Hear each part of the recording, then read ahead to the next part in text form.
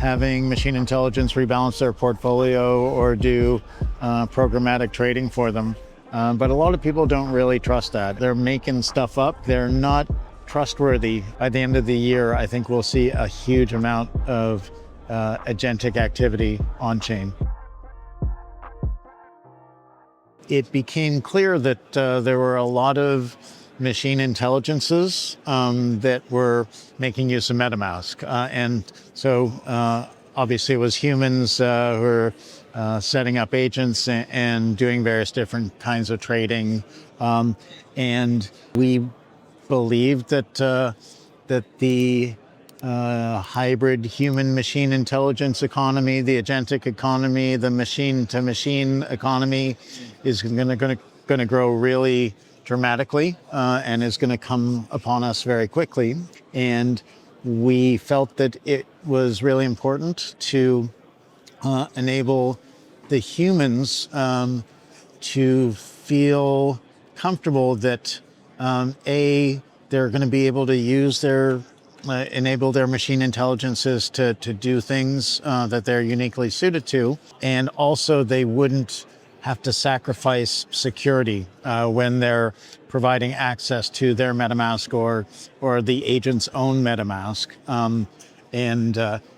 Agents are incredible. The big centralized machine intelligences are really incredible these days, but you really can't be certain that they're not going to have their memory compacted and they're going to forget that you told them not to stay within their allowance or something like that. So what we've done is we've taken our delegation framework, delegation toolkit, and we've made it, we've created a MetaMask agent wallet. It's a command line interface currently, and we've made it impossible for the agent to do something that the human has indicated is not within the policy of acceptable behavior. Yeah, it's such an interesting time. We're seeing this emerge, and it's still very young, obviously. Yeah. One thing that I think is interesting is this feels almost as if it's preparation for the next phase. And I recently did an episode of our daily show, and we had the conversation about the transaction volume of AI agents, which is reasonably modest at the moment. Yeah. Do you think the limitation is perhaps infrastructure and you expect it to, explode at some point? We were surprised at how many agents were actually using MetaMask. So I think it's partly tooling. It's partly feeling safe. Like a lot of people talk about having machine intelligence rebalance their portfolio or do programmatic trading for them. But a lot of people don't really trust that. And partly the issue is that if you're just a naive individual and you ask machine intelligence to write a PhD dissertation on quantum mechanics, the really good ones can come up with something that looks very professional, that looks incredible if you're a naive observer. But if you're an actual PhD quantum physicist, you can tell when the thing's just making shit up. B, you can tell where the holes are in the analysis or the argument. And so these things are incredible. They're going to get better and better, but they're really stochastic word and idea predictor machines, and they're making stuff up. And the fact is there's just so much intelligence, wisdom, etc. in all of what humanity has emitted and put on the internet and put in books. And so we're seeing a lot of that replayed back to us by these machine intelligences and their reasoning mechanisms, and there's reinforcement learning that helps them be better and better. But they're not trustworthy on their own right now. And so that's why the Agentic wallet is essential. Yeah, I mean, if you're lucky enough to be an expert or near an expert in any topic, I think you will have probably seen at some point that AI does get a fair amount wrong in the few areas that I think I see it all the time. Yeah, yet it's incredible tool. It is. And the pace at which it's improving is also remarkable. But you'll also, it's almost a meme at this point where you'll get AI say, "Oh, good catch. It was good for you to push back on that. I was wrong in retrospect." Right, yeah, sure. So you see that sort of stuff all the time, which raises a question about beast mode. Why would somebody want to use that, do you think? I don't know. Just nice to have. So it could be that there's a newer protocol that is something that isn't whitelisted in our system yet.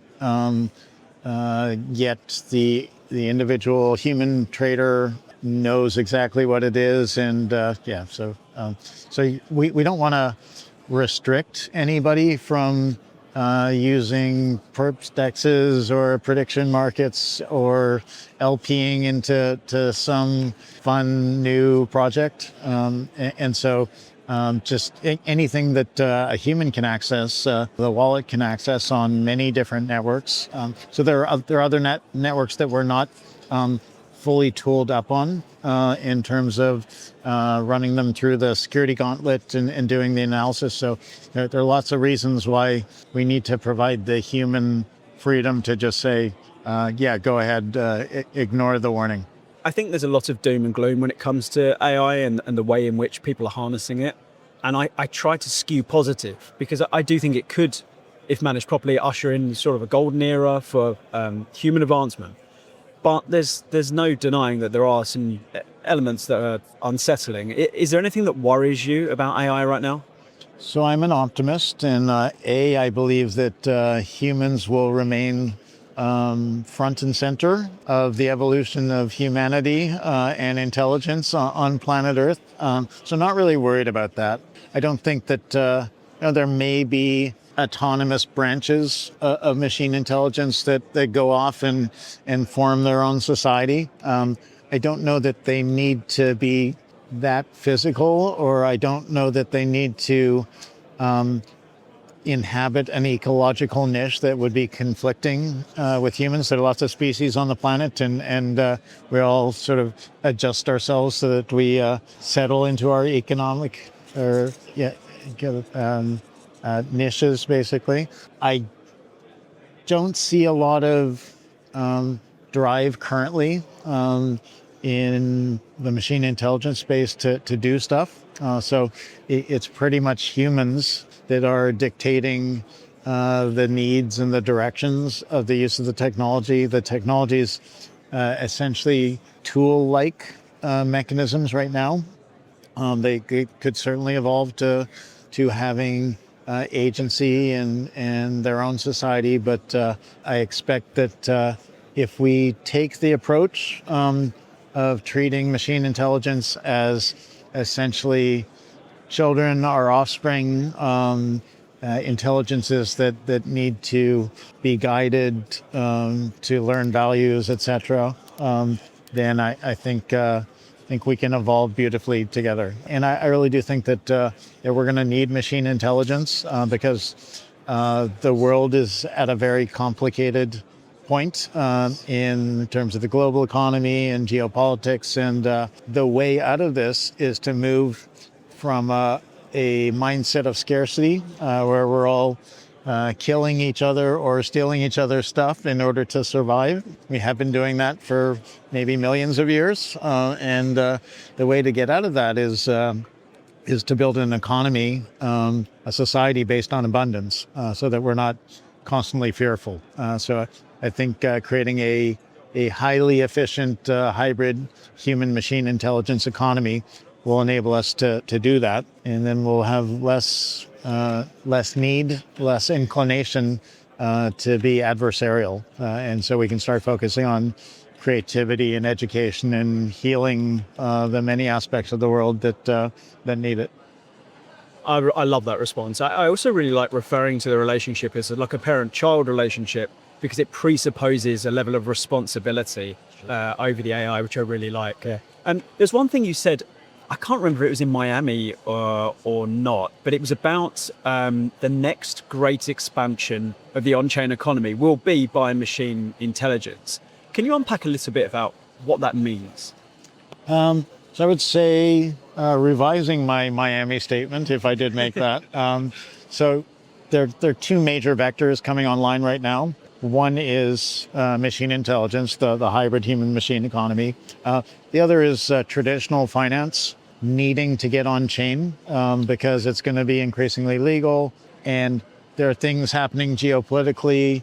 There are things happening in our own ecosystem where projects like prediction markets and perpetuals are providing 24/7 access to effectively hedging your positions, or whether it's hyperliquid commodities or other instruments where if there is some sort of military action at 2:30 in the morning on a Sunday, you'll be able to hedge yourself or move your assets around. And most financial institutions in the U.S.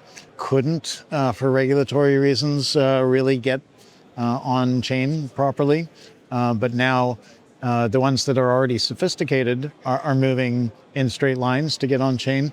And the ones who have been hanging back because it wasn't safe to do so from a regulatory perspective, they're now figuring out how to stand up their own settlement networks in the form of layer twos or private networks, and also have wallet components for institutions that use them, or for their retail customers that need 24/7, 365 access. In terms of the agentic economy, it's a lot of people trying to figure it out right now. The MetaMask agent wallet will make it much more comfortable to do experimentation. And with the speed of development of AI, I think by the end of the year, I think we'll see a huge amount of agentic activity on chain. So there's X402 that's going to make micropayments and machine-to-machine payments easy and inexpensive, and ERC 80004 is enabling agents to register themselves and their capabilities or skills, and it enables a reputation system to be attached to that sort of activity. So it'll happen fast, and the speed of our rails will enable the economy to accelerate.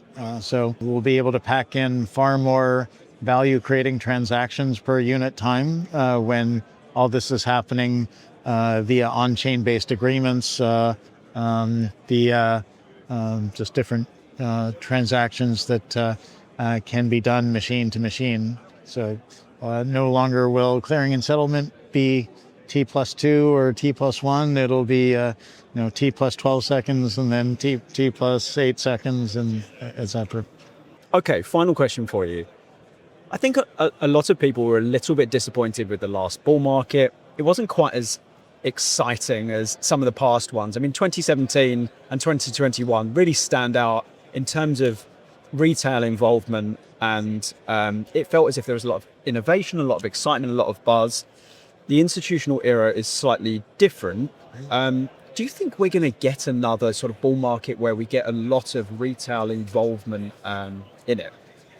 Sure. It may not happen exactly as it may not rhyme that well with the previous ones, but the era of decentralized protocols, the age of Ethereum is ahead of us. We've been building in a period of gestation and infancy and childhood and early adolescence, and we're just about to take our place. We're just about to go mainstream and become systemically important. So up to now, it's just been the crypto nerds building the protocols, and the crypto DeFi and finance people building DeFi protocols and kicking the tires on those things, and the art nerds wrapping their art in non-fungible token containers and collecting those things and kicking the tires in that world. So we've been doing all these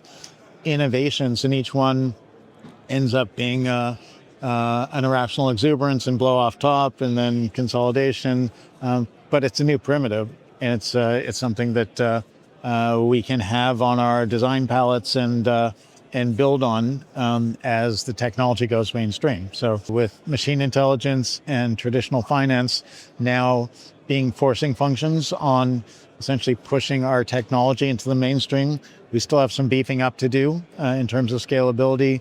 Our company Consensus is doing a bunch of that work with different financial institutions and financial market infrastructure hubs. And we still have more work to get done in making DeFi and TradFi on DeFi, otherwise known as just finance, to make it really robust, really inexpensive, and ubiquitous. When we have a new, significantly decentralized financial layer for the planet, I think we'll see the world of the traditional economy and the Web 2 world just starting to situate all their offerings on Web 3. So Web 3 is the decentralized World Wide Web, the user-centric World Wide Web, where users have agency, economic, social, political, technological agency, and where users are empowered by machine intelligence so that they can access wisdom, best practices, the sum total knowledge that humanity has amassed so far, talk to domain experts to brainstorm on what to build. So I think it's at that point that we'll have maybe most of the world joining us crypto degens, experiencing the excitement of new waves of innovation, becoming tokenizable and driving commercial activity. So more waves to come, and I expect they'll be way bigger than anything we've seen in the past.